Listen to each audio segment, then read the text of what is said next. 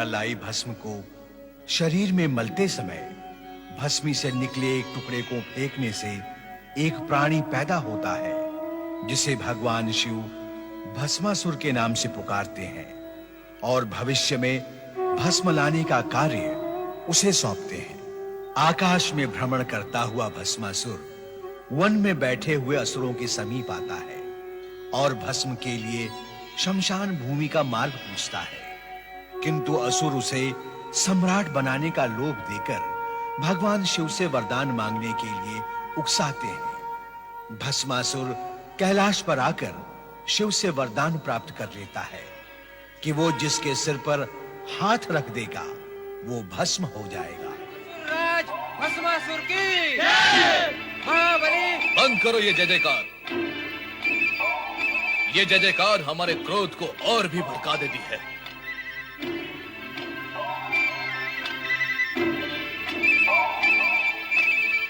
नारी कितनी सुंदर, कोमलांगी, चंचल नैनों वाली, मधुर मुस्कान वाली, इसे तो प्राप्त करना चाहिए। अब मैं जगत की सबसे सुंदर नारी को अपनी महारानी बनाऊंगा और ये जितने भी देवता ऋषि मुनि हैं, इन सबको समाप्त कर दूंगा।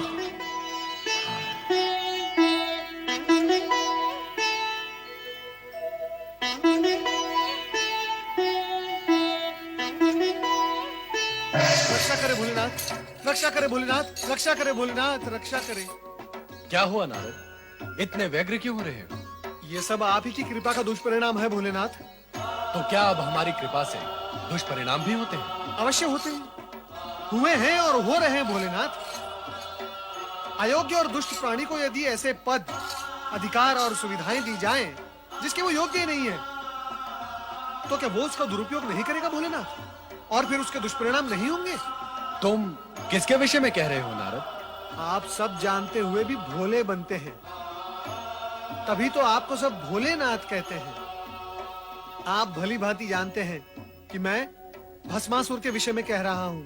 तुम्हें क्या कष्ट दिया उसने? कष्ट? भोलेनाथ, वो मेरे सर पर हाथ रखने चला था। फिर तुमने क्या किया नारद? प्राण बचाकर भागने के अतिरिक्त मैं करता भी क्या माता?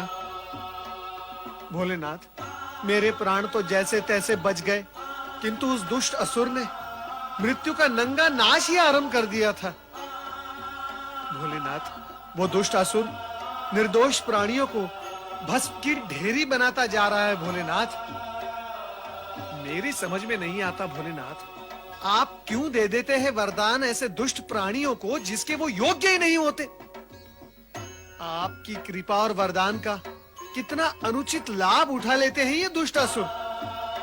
माता, भोलेनाथ, मुझे तो लगता है वो संपूर्ण सृष्टि में प्रलय ही मचा देगा।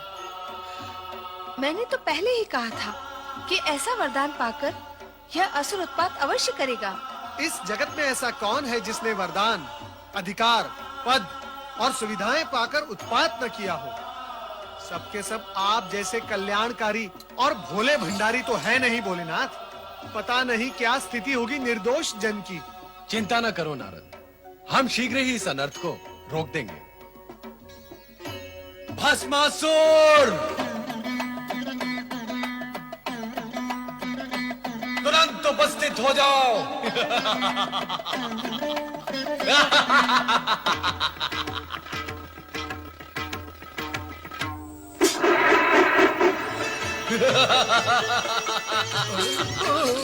हे शिव शंकर, आपके दिए हुए वरदान का प्रयोग करके अत्यंत सुख की प्राप्ति हो रही है।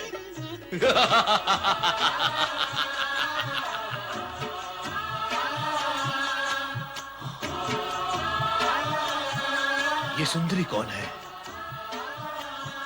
मुझे इस प्रकार क्रोध से न देखो सुंदरी। क्रोध में तो तुम और भी अधिक सुंदर दिखाई देती हो। मैं ये सोचता था कि मैं अपने शत्रुओं को समाप्त करने के पश्चात जब इस त्रिलोक का सम्राट बन जाऊंगा तो मेरी साम्राज्ञी कौन होगी? परंतु तुम्हें देखने के पश्चात प्रश्न और सोच दोनों ही समाप्त हो गए। आओ, मेरे पास आओ।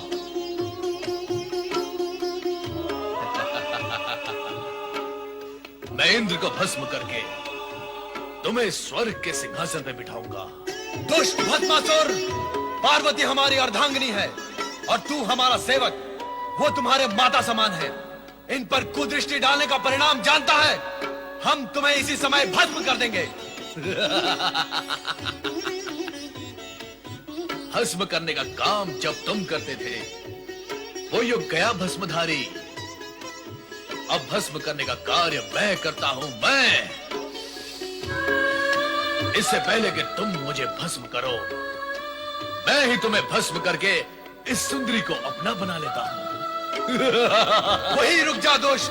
प्रभु अपनी रक्षा करे, भाग जाए यहाँ से, भाग जाए प्रभु।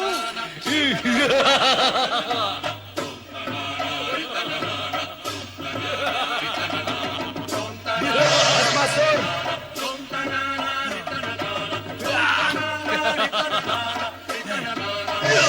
भस्मासुर,